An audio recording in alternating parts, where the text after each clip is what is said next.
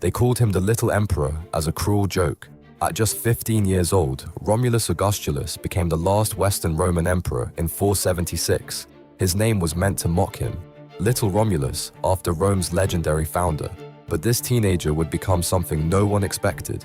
The barbarian general Odoacer controlled everything. After 10 months, he had enough of the charade. He removed the boy emperor and did something that changed history forever. He sent the imperial crown and robes back to Constantinople with a message that shook the world. The West no longer needed an emperor. With those words, over 1,000 years of Roman rule in the West died. The greatest empire in history ended not with a mighty battle, but with a teenager being quietly pushed aside. Here's the strangest part. While other emperors met violent ends, Romulus simply vanished from history. Some say he got a pension and lived peacefully in a villa. He might be the only Roman emperor who actually got to retire while his empire crumbled around him.